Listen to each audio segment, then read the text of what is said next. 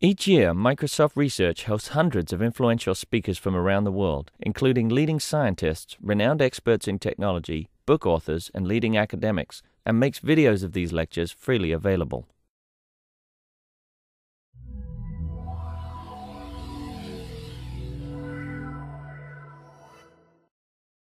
Okay, good morning, everyone. It's my great pleasure to introduce Jan-Michael from the University of North Carolina, Chapel Hill. Jan-Michael got his PhD in 2005 in Germany. He was actually an intern here with us in 2004. Since that time, he's been at UNC, where he's done some really amazing, groundbreaking work. Some of my favorite work is the original work on iconic scene graph matching with Svetlana Lazebnik, where they showed how to match up millions of images using a combination of gist and feature matching. He's done some wonderful work on Ransack, which he's continuing to do to this day. And the most recent work he's going to talk to us about is taking this idea of taking millions of photographs and trying to reconstruct a 3D model of a city. And he's managed to do it all on a single computer instead of the thousands of computers we needed to do the same thing at the University of Washington. Jan? Yeah. Thank you for the introduction. It's a great honor for me to be here and talk about my work too.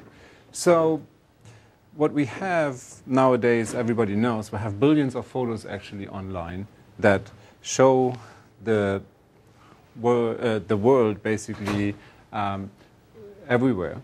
And it's not only a data set that shows the world, it's actually also showing the world at different times of the day, different seasons, different weather conditions, and so on. So it's actually a tremendously rich data set, which we just started actually to mine. And so there's years of work to come here to actually explore all the information there that is in this data set. So this area really started by Noah Snavely and Steve Seitz and Rick's work here to reconstruct from photo collections in 2006, where they used 3,000 images and registered them in 2 weeks to create an interface where you can actually browse the scene through using the photos in the phototourism system.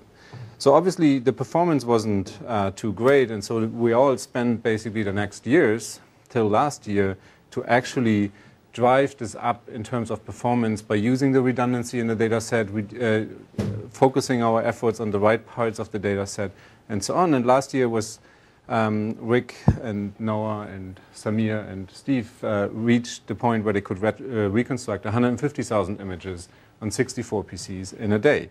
So that was already a good performance. But then, unfortunately, if you go now and look at Flickr and look for Rome, it turns out, so I did that yesterday, and now it's 3.9 million images. So last year, when we actually downloaded it for this work, it was 3 million images. So if you do that, then if you look in this graph, there's actually still like an order of magnitude missing here that we'll need to bridge to actually get to the real scale of the internet.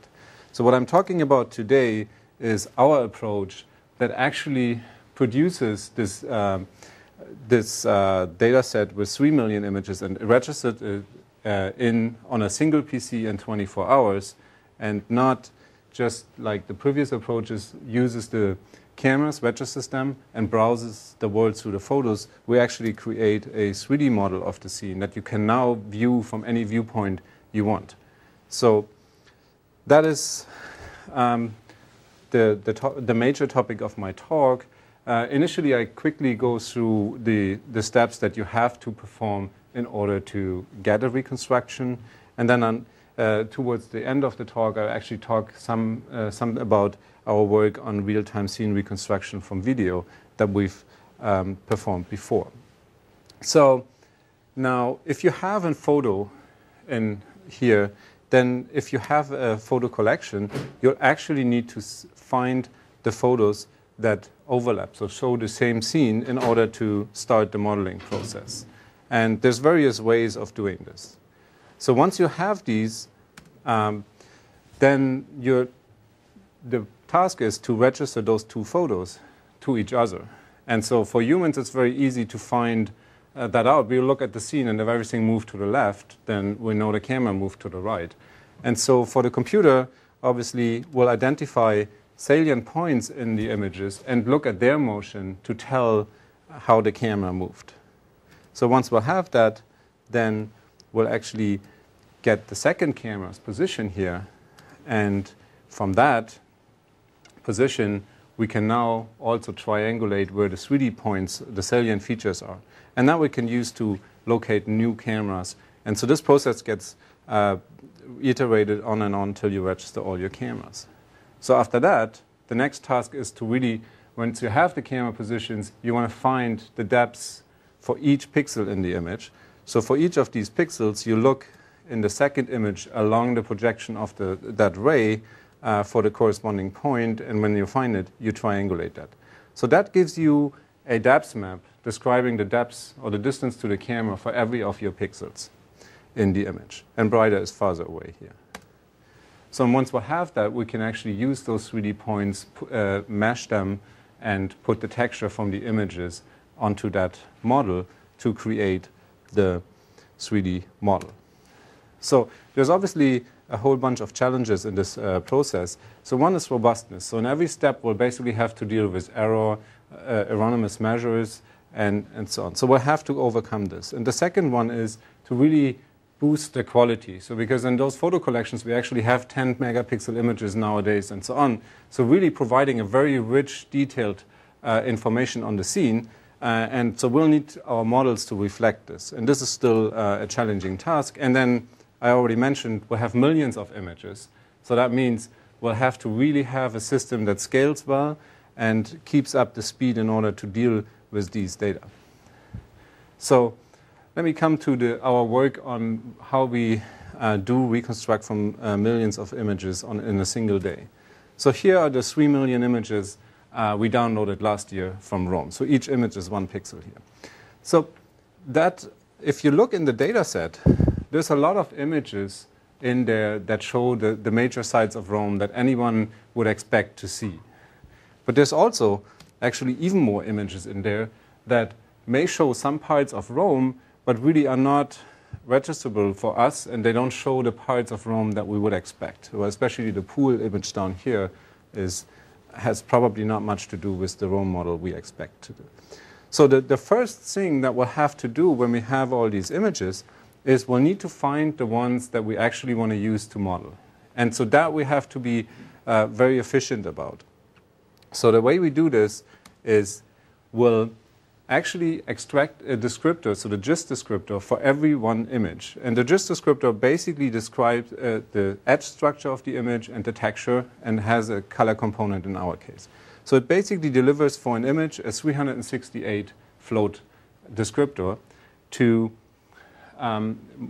describe the image content. And so the edge structure, if you think about it, if you move the camera slightly, then that means the edge structure doesn't change too much. So you would expect similar descriptors having similar viewpoints. And that's actually indeed the case. So what we'll want to use is the fact that the images that we are interested in are from the popular sites and landmarks.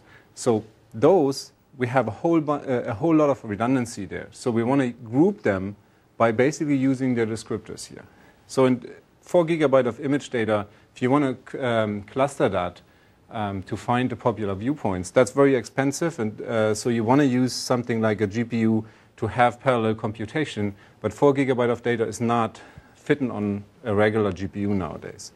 So in order to reduce the number of the data more and to be able to use parallelity here, we do a random basis projection of these descriptors, which can be shown that it actually preserves the distances of the data. And then after that, we'll binarize the projected descriptor into a 512-bit descriptor.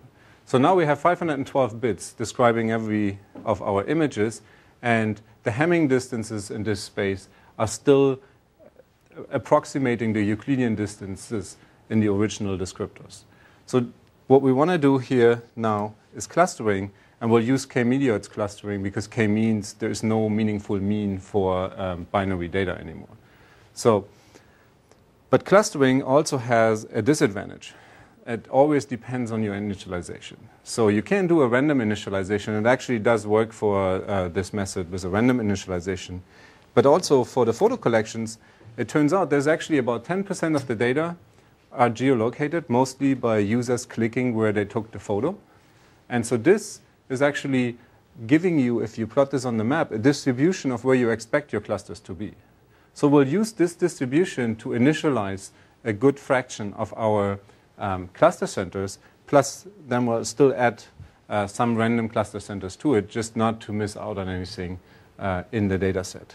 So if we'll do this, then we'll actually get viewpoint clusters here. And so we'll have 100,000 clusters here. This number is not very critical. I mean, you can go to 200,000 cluster, get about the same quality of results as well as with 80,000. It's not a critical number. So, and all of this, if you do this on the machine we used, is a dual quad core with 4 graphics cards that actually have 2 GPUs on each graphic card, then it takes you an hour and a half to do this. So now, this is 8 GPU cores. We just last week measured with the newer cards and 4 GPU cores. It actually gets a slightly better performance with the newer cards and just half the number of GPUs. So soon this is basically your regular gaming PC that can reconstruct that. No, it's all. It's starting here and going all the way down. So including the so the extracting the gist is not too expensive. It's like a good half hour basically. I thought it would take them some time, like reading 650 gigabytes. Yeah. This probably takes more time. Yeah. So yeah, the Windows file system is as well as the hard disk bandwidth is a real problem, and we really worked a lot on tuning that to actually get to it. I mean, pretty much any file system has a big problem if you try to read 3 million randomly distributed images and try to extract this information. But so what we have is this used a terabyte SSD drive in the computer where basically we stored the data that we read in and out. And so that's basically overcoming the bandwidth issue. And then, but then, yeah, so then you can just simply do it here and it's works just fine.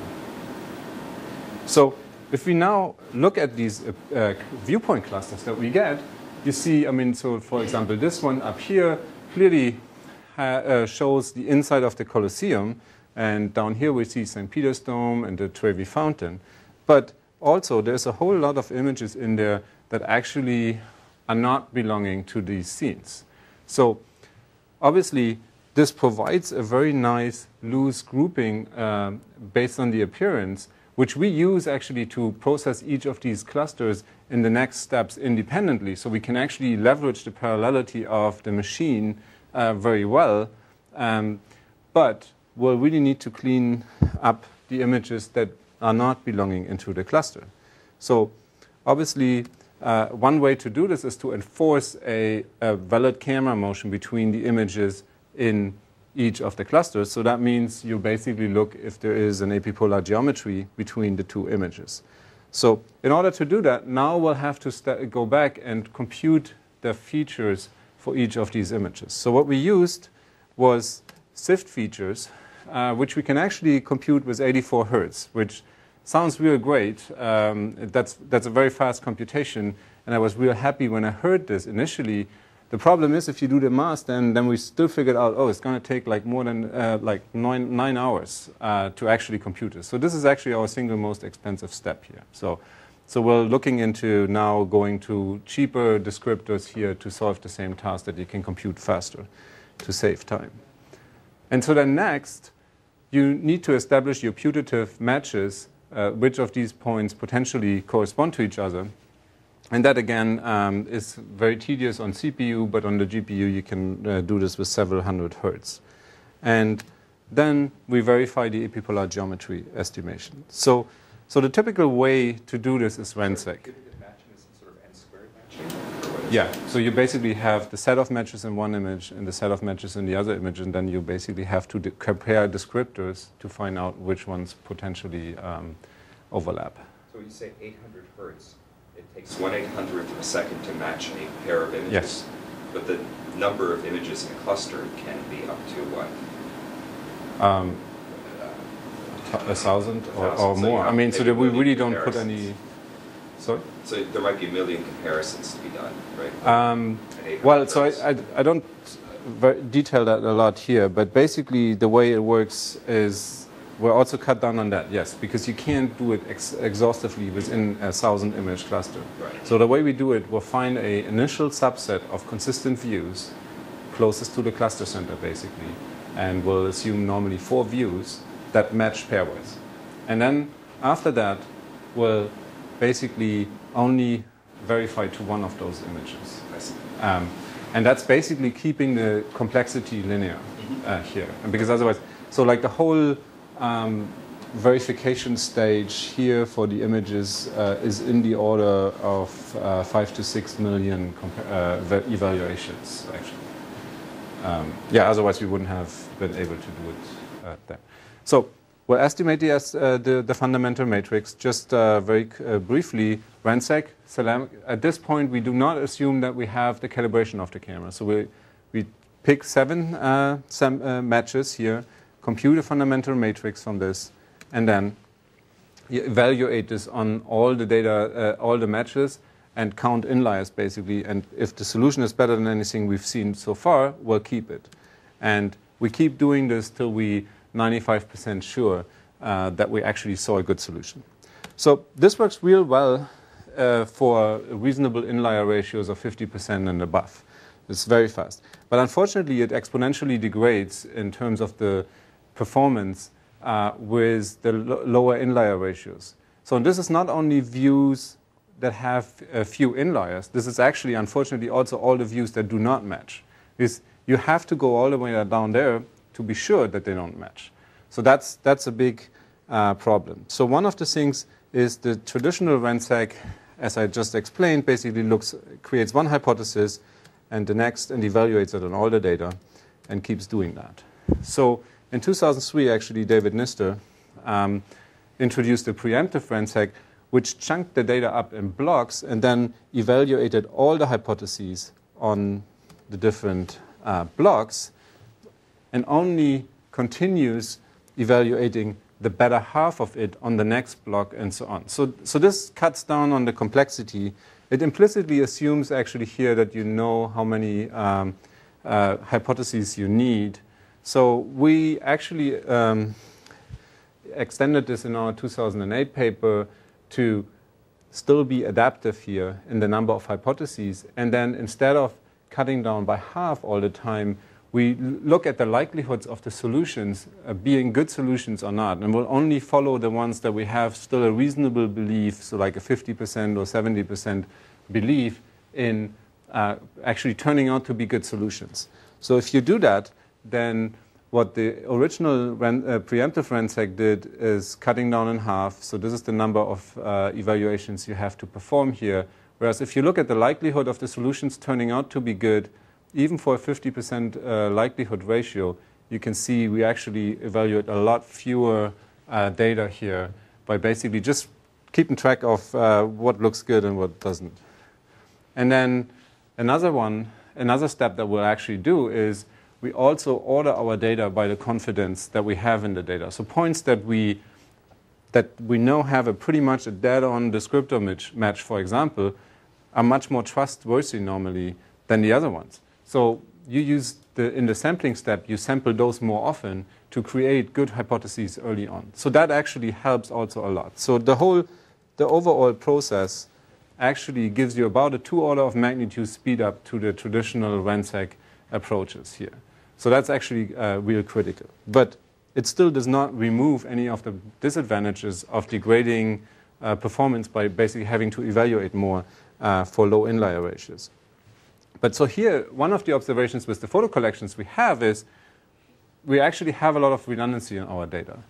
And if we look closer, for example, we have more than 70% of the images that we actually register, if we do the full process, have actually more than 50% inlier ratio. So we should use this, and we modified our approach to basically assume, to only verify down to the point where we know that if we have a 50% inlier ratio, then we actually see, then we have seen the solution. So now, the way RenSec is designed, it actually typically sees 3 or 4 correct solutions before it even decides to stop.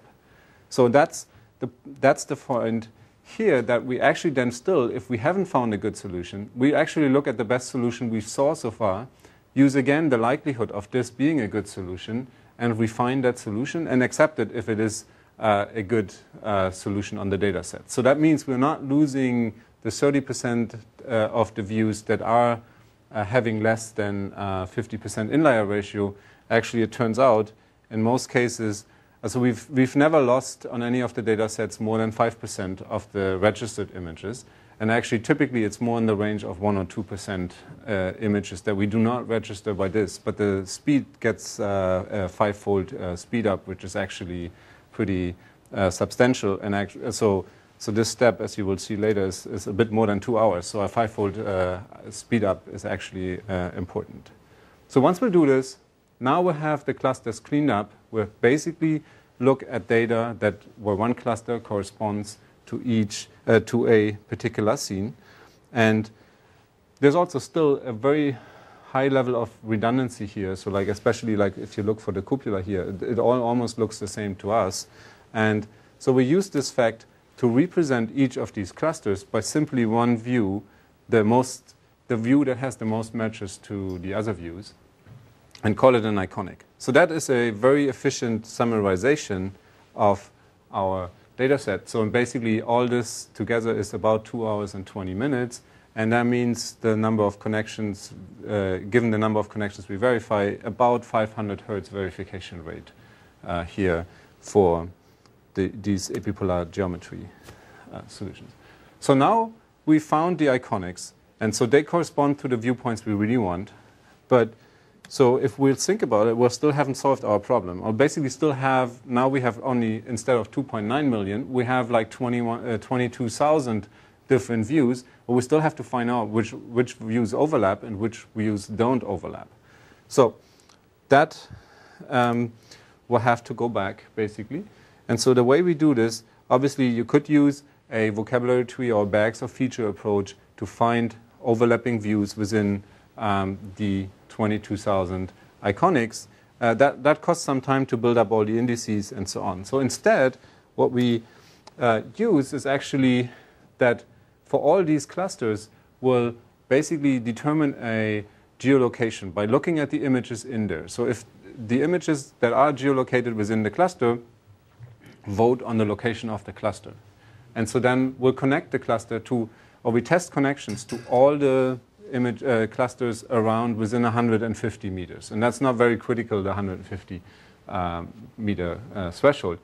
And there's still some clusters that are not localized. So we use those and basically use, again, the GIST descriptors to find the most similar ones, neighbors, the 10 nearest neighbors within the other iconics, and test potential connections to those two. You had a question? The iconics or the clusters take scale into account? Like if you have details on the Colosseum here that are... There's different clusters for so there's this one plate on the Colosseum next to the entrance. There's a lot of photos that basically just show the plate. So there's a cluster for that. Okay. And so yeah, because the edge structure is only invariant so much, right? So actually, yeah, so we have clusters close by and then stepping back for the areas where that is possible, yeah. So, and if you do test all these connections then that we established here for test, then basically we'll get a iconic scene graph that represents the scene basically by connections between the images that matched. And so there's more than 150 components for Rome in this scene graph, actually. And each of those components corresponds to the Colosseum, the Peter's Dome, the Trevi Fountain, and so on. So we now found basically local groups of images that we know should register into a 3D model. And the whole step here is only taking an hour and a half. because it's very parallel, obviously, you can evaluate all those correspondences independently. So with that, we can basically run a standard structure for motion process combined with a bundle adjustment, so as many other approaches do, and that takes about 7 hours to complete for this data set here with more than 150 components. And the output of that is basically the registered cameras here, and then you also see the locations of your point clouds. So this is basically also what all the other papers that use then the photos to navigate through the scene produce. So but we wanted to go one step further to actually allow a free navigation in the space here and create a dense 3D geometry. So now that we have the models, the problem is that there is a large appearance variation in each of those registered components with all the views that are registered into it. So that's normally a big problem to do a stereo if the images don't have anything close to a consistent appearance. But luckily, we actually already have the clustering, which also groups by color, not only by viewpoint. So actually, that provides us a grouping that allows us to run a very simple NCC-based plane sweeping stereo. So normalized cross correlation. So plane sweeping stereo can be executed on a GPU very efficiently. So the way it works is you have your cameras and you hypothesize your scene being on this plane, and you map all the views on the plane, and that's shown on the upper right here. And then you measure, so if the scene really would be at the plane, then you would have actually an in-focus view on this upper right part. And so the way we measure that is the pairwise differences here, shown down here. So now if you start moving the plane through the scene, then you can see, like on the sidewalk here, the sill between the tiles on the sidewalk actually comes into focus. And now when it hits this area of the bush here, the plane, then actually you see this comes in focus and the costs go down here and then on this wall and on the garage area here in the back. So basically, finding the depths is as simple as finding the point where you have the maximal consistency between the warped views, and that can be done for each ray independently. So it's very nice on the GPU because all the mapping and so on is hardware accelerated. So that's the way we select the depths, and then we'll get yeah. Just describe the sum of squared differences algorithm. Why did you call it an NCC on the previous slide? Oh yeah. So we do. So the way we implemented this is then actually instead of the SAD, we actually compute the NCC on the local window for each stereo patch. So, and that's basically because even though we group them by color, there's still like a bias and a variation in the variance that we'll need to take out. So it's okay. So you see the depth maps show the right structure. So if you look at the Brandenburg Gate here, it is there, but there's still the estimates are highly noisy, and actually there's also a lot of cases where we're missing structure because somebody took a photo of his girlfriend in front of the Brandenburg Gate. Then obviously the whole area of the gate that is occluded by her, we can't see. So we really need to use all these estimations here and fuse them together. So the good part is we can actually generate thousands of these estimations to use the redundancy to generate our model. So the way we do this is our paper at DAGM this year is we'll find the ground plane in the scene automatically, and that's basically using where the plane in which the cameras moved, and then you can find where the ground plane is. And then we'll put a quantization grid on that ground plane. So basically we'll choose the resolution of our final model at this point. And then we'll use, for each of those cells on the ground plane here, we'll now want to integrate the measurements from the depth maps. So the way we do this is each depth map, each point in the depth map here corresponds to an array that intersects these cells. So in all cells that it intersects in front of the surface it sees, it votes for the cell being empty. And for all cells that are actually at the surface, it votes for being occupied. And then for all cells beyond that, it doesn't vote at all because it couldn't possibly see anything. So the nice thing is this you can use to integrate all the measurements from this into the 3D volume, and you get probabilities for occupied and non-occupied in your space. The good thing also is that you can actually very easily and straightforward integrate as many depth maps as you want with this. So once we integrated all of these measurements here, then we'll want to find for each cell the separation, the segments basically of occupied and non-occupied space. So we'll basically want to separate this out with a finite number of layers, actually. So our approach chooses how to separate this out in the best way, and it also chooses during that process actually how many separation layers it needs. So if there's like a 1 pixel or so that randomly thinks there's like a small flying thing up here, we wouldn't spend 2 separation layers on actually explaining this.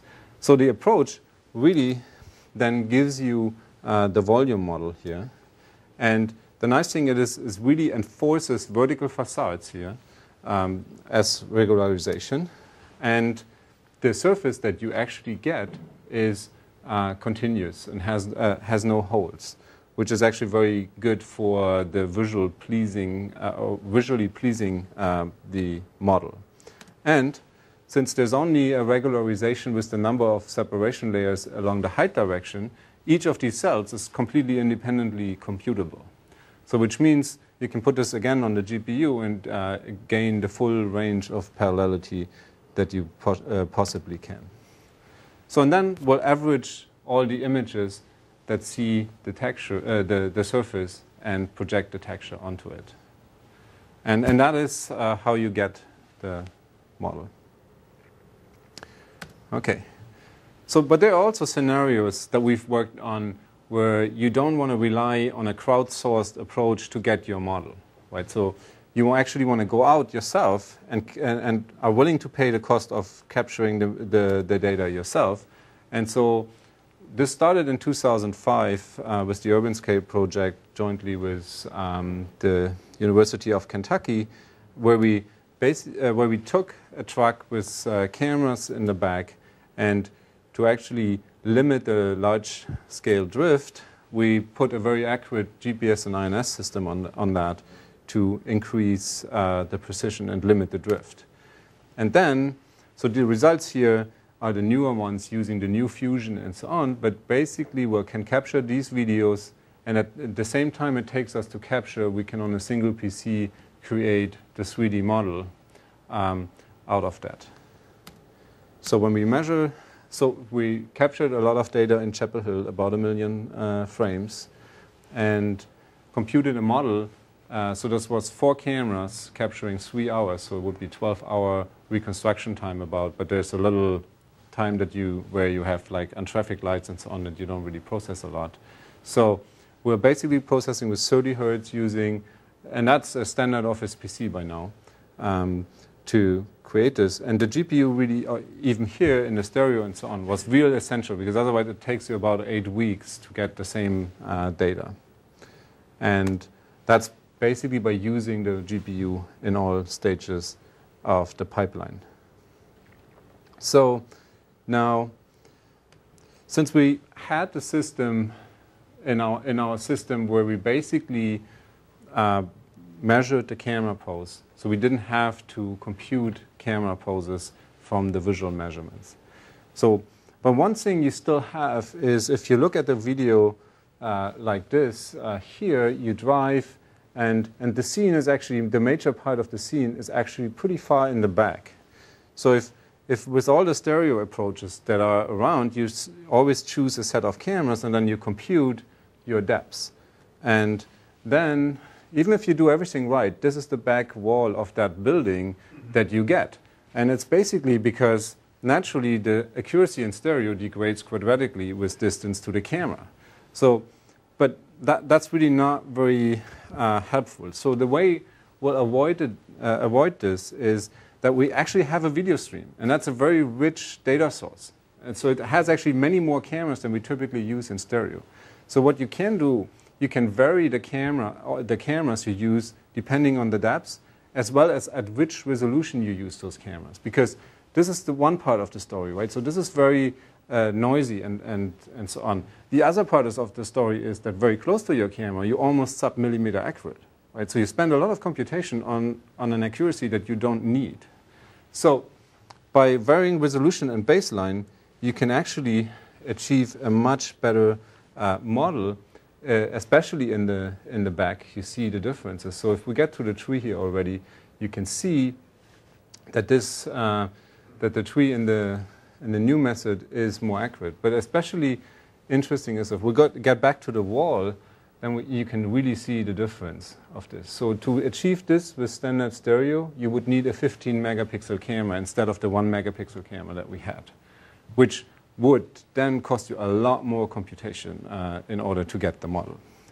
But the other thing you see is this is still not a wall as we expected, right? So we expect a wall being planar because that's our model, and we'll know the walls are typically built being planar.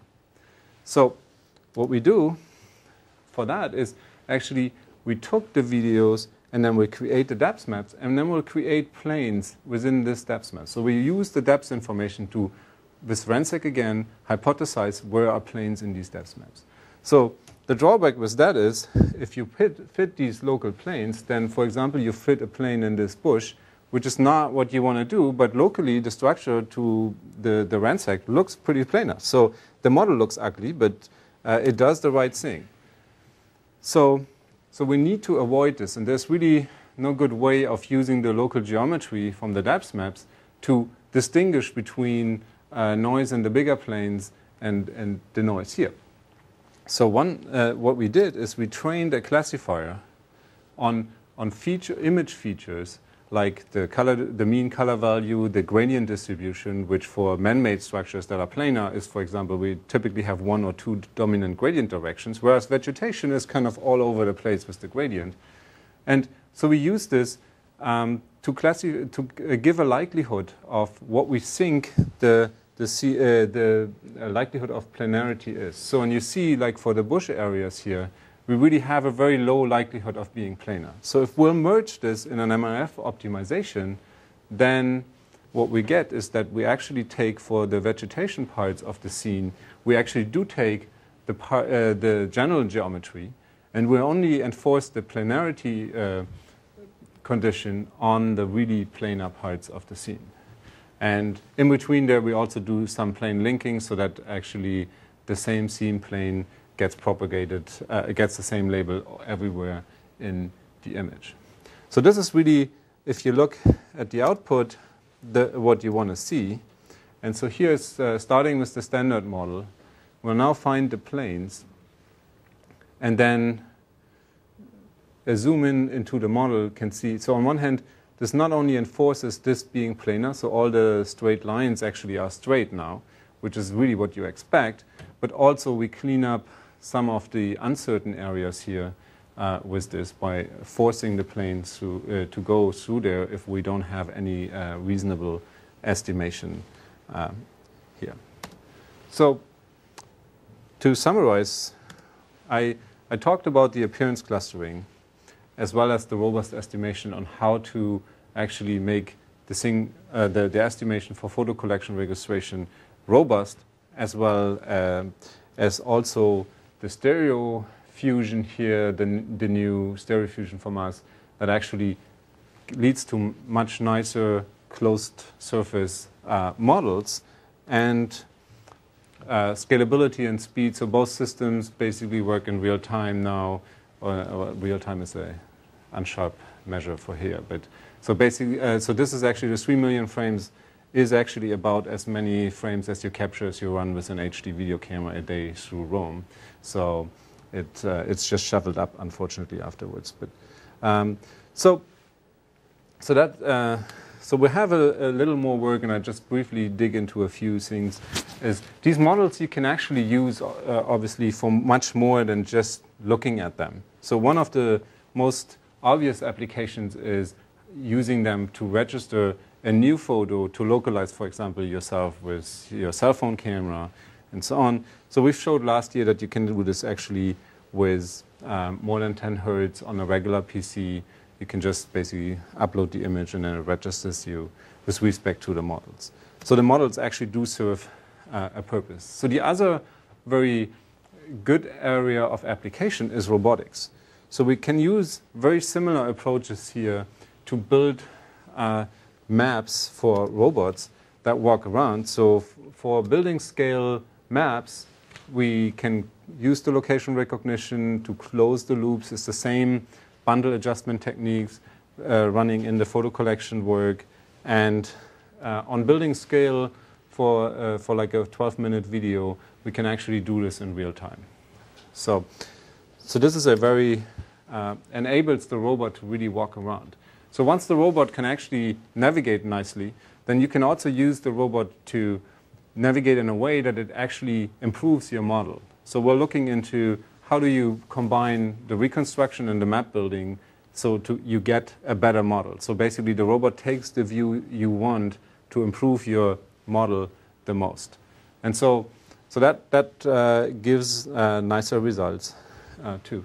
So then one of the other things is we started with understanding scenes by finding the planes in the scenes and so on. So another very important thing in urban scenes is repetition. So we actually typically have multiple copies of the same thing on facades and so on. So that will help us to understand that this is a facade, or to improve some copies that maybe if one of the windows is like half hidden, then if we see the other two, then we'll still know how the window should look from geometry and texture. So to use this, the initial step we presented this year at ECCV to reliably find these repetition in images. And then obviously so far I've talked basically about scenes that are static, so nothing moves. And that's not really what our world is made of and lives off, is like also all the dynamic objects, like people walking around, cars moving. So we also work on approaches here to use multiple cameras that are in sync observing an object, and then basically will reconstruct the object and will extract automatically its skeleton that we can use to very compactly describe what the object is doing.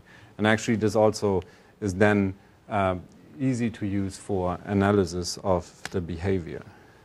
Okay, so all this work would have been not possible without all my collaborators on this, as well as all the people that had enough belief to give us money to sponsor it. And so I'd like to thank all of them for their contributions. And if you want to have some of the software, so several of the modules actually are up on my webpage for download, so you can use them. And we'll keep putting up more. And so I encourage you to use them. With that, I'm happy to take questions.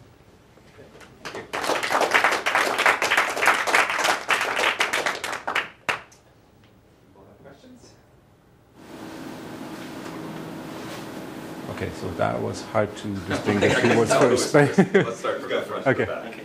So for location recognition, are you using only the iconic views or other views in clusters?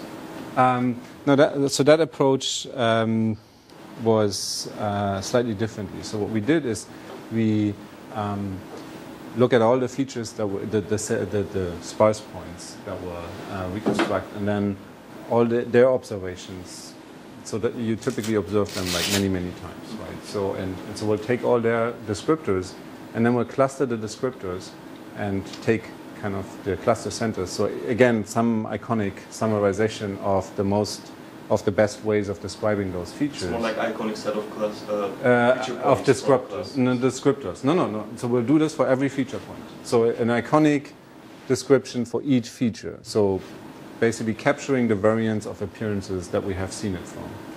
And then we'll go and decimate the camera sets. We'll actually introduce virtual views with larger, typically larger fields of views that see these points, and those are the ones that we index in a vocabulary tree. So in a sense, what you can see is that by doing this, also with the fewer cameras that are in there and so on, you get a better signal-to-noise ratio on your retrieval set, or on your retrieval, and so that you can use then. And so we'll use the virtual views then to verify the location. And from the point of view of camouflage, what sort of structure and paint scheme will drive your software up the creek? I'm sure your military customers a will white handle wall. that too. I mean, a white wall is, if I don't see any structure, so a plain white wall, Yeah. I can put anywhere in the world. Ah. So then, yeah, and obviously repetition is another problem. So if I'm looking at like a fence, then I have no idea about the exact alignment because the alignment is ambiguous. And then there's another class of objects that is geometrically symmetric. So basically, like for example, in San Marco, the tower on the San Marco place in Venice looks pretty much the same from all four sides. That's hard to say which side I'm looking at. And so I missed this. How did you remove sort of the photometric differences when you texture map these 3D models? Not at all. We'll just average all the images. Use So average? for the inside scenes, it's easy, right? Because they're all pretty much consistent. Sure. But even for the outside scenes, we did not do anything about it right now. It's just a simple average of all the images. So like the Colosseum model has like 5,000 images of pretty much seeing any point on the surface. So if you average them, it turns out that you basically take the illumination effects, in a sense, away. Yeah, we were a bit surprised by that too, but we thought it's going to be a problem, but it was not. Is that the reason for the blurriness of Yeah. texture maps? Well, it's not only. I mean, the blurriness is partially due to that fact, and then there's also slight alignment errors, obviously. The depth is Yeah, different, so. and also like the resolution of the cameras also plays into the generation here, right? So we generate the texture map on the surface, but if there's a cell phone camera like farther back, then actually it kind of like 1 pixel there actually puts a bigger patch on that. So you and so don't on. wait by the resolution of the No, we don't at this point. So it's fairly straightforward, and there's definitely a lot more you can do to get a much better texture. And it's also like, I mean, one of the things that definitely has to be worked on is like grouping them by illumination, right? Because you actually don't want to have this one static texture. You want to have a dial to see the scene in the different illuminations, right? But for that, you'll need to group this and then use the right subset of images to actually create your textures and so on. Well, we have started some of that, but none of that is actually at the point where it actually went into the system. Go ahead. So you mentioned that about 10% of the images that you used are geotagged. Do you have an idea of how many clusters, or what percentage of the clusters you may have lost by not being able to geotag them and then link them? No. So we do not lose any clusters because we still have the appearance-based registration for every cluster. I mean, regardless if we have geolocation or not. So there's about 30% of the clusters that we do not That you do georegister. not geo. And those, pretty much all of them, get still registered by basically the appearance-based connection. So we do not lose any of that. So that's one of the reasons why you don't want to rely just on the geotags. It's also like geotags are nice, but it is also amazing where Trevi Fountain could be all in Rome, right? So that's actually, so some of the clusters actually are not very well localized, Yeah. even though there are votes in there, but they are just simply wrong. So, yeah. So my question was that it's related to this because the appearance-based clustering is great at finding very duplicates, like duplicates meaning almost identical photos, but it seems like it's breaking the data into small chunks, and so I believe like you're trying to address this now in somehow figuring out how these clusters are related to each other so that you get more complete models. Yeah. So could you tell us a little bit about that, on how you think that can be solved? Yeah, so or how you would address it? right, so there's one price we do pay, and that is completeness in some cases. If our iconics are not similar enough or don't register, then we don't. And actually it's amazing, because if you look into the clusters, especially if you summarize the clusters for one model, so if we have two parts of the same building, the clusters actually do reach out quite far, surprisingly. But so one way that we're trying to address this is now at the stage here to basically do a model-to-model matching at that point, and to identify overlap in models and then align that back. And that actually helps, and you can actually connect models. So the other thing is you can actually, we'll try to tackle this right from the beginning on by basically making sure that we don't lose valuable connections. But that's complexity-wise a bit tricky to actually get that efficient. But we see there's a lot more connectivity than what is shown right now. So we should be able to get much more complete models with these basically steps. So. Any other questions? Okay, let's thank our speaker once again.